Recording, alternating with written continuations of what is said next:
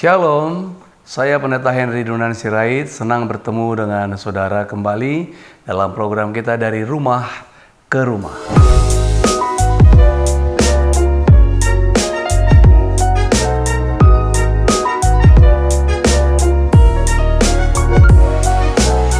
Dengan saya Pendeta Henry Dunan Sirait, dalam program dari rumah ke rumah, kita masih berada pada topik perhiasan-perhiasan yang indah di dalam kehidupan. Dan pada episode kali ini, inilah episode terakhir adalah perhiasan batinia.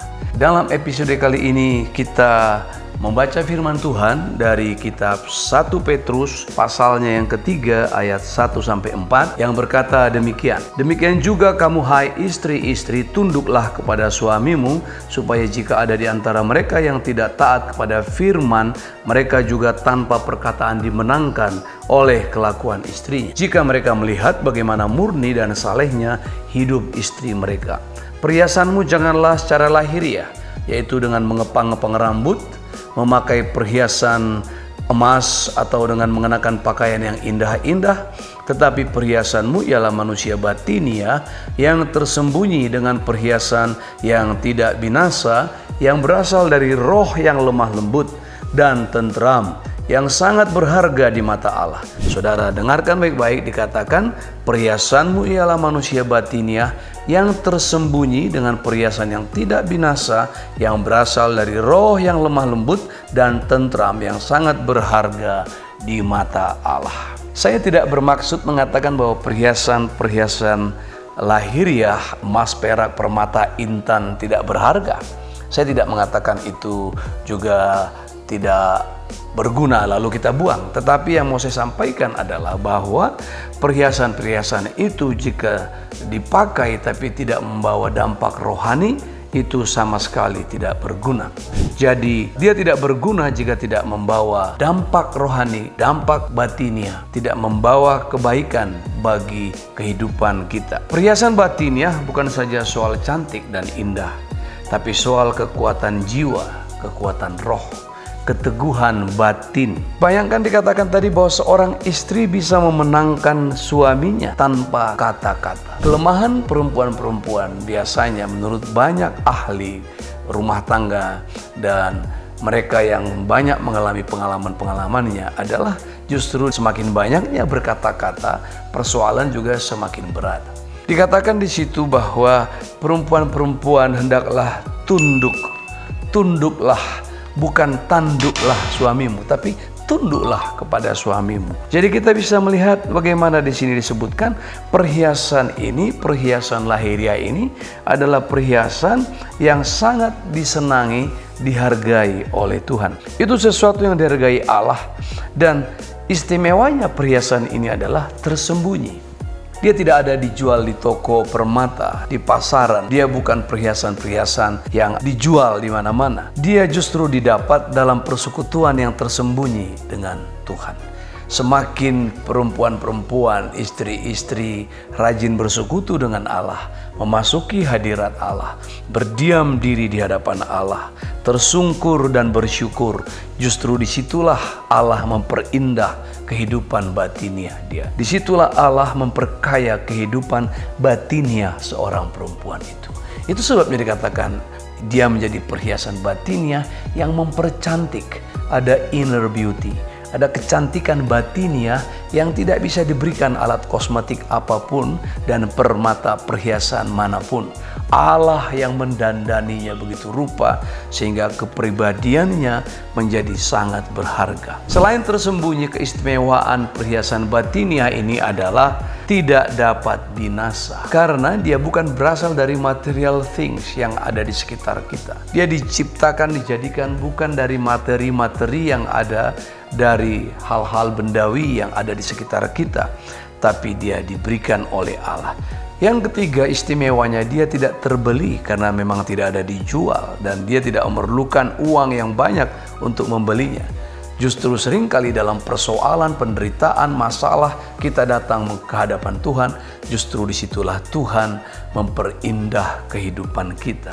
Jadi dia selalu ada didapatkan di hadapan Allah. Jadi saat mana istri-istri datang kepada Allah, pada waktu itulah perhiasan ini dikenakan kepada perempuan-perempuan yang saleh yang dimaksudkan oleh Rasul Petrus. Dikatakan di situ adalah roh yang lemah lembut, penurut, peramah, tentram, tidak berbantah-bantah, memposisikan dirinya di bawah pengaruh dan kepemimpinan suaminya. Itu sebabnya disebut tunduk. Tunduk. Jadi ada banyak sekali istri-istri justru nanduk. Ada banyak orang tunduk supaya menanduk. Karena kalau kita lihat ternak ya, kambing, lembu, kerbau, sapi, semua hewan-hewan yang punya tanduk, untuk bisa menanduk memang harus tunduk. Jadi ada banyak orang juga bawahan-bawahan kepada atasan, tunduk seolah-olah dia taat, tapi tunduknya justru mau menanduk.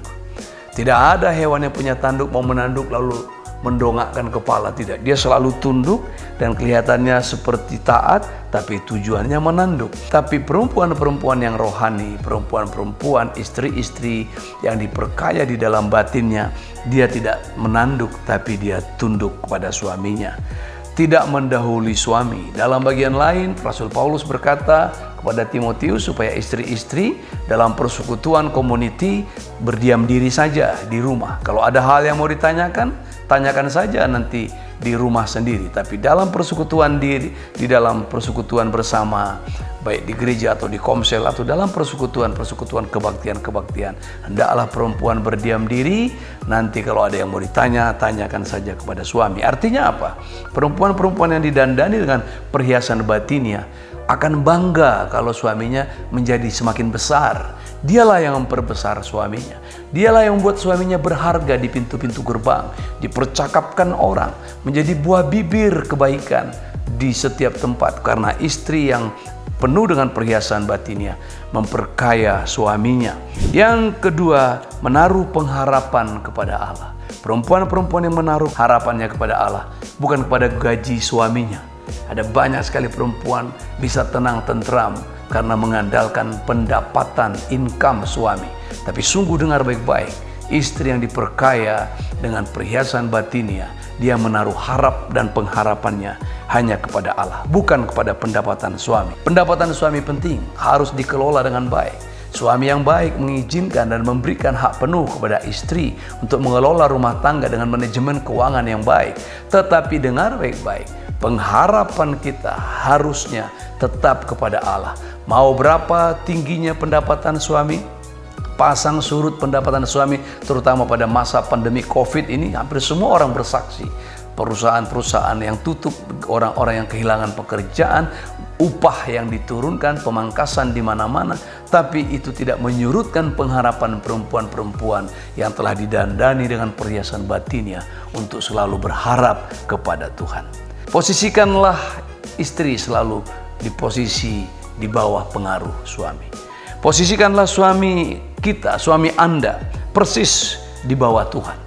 Jadi Tuhan di atas, kita di bawah, di antara kita dengan Tuhan.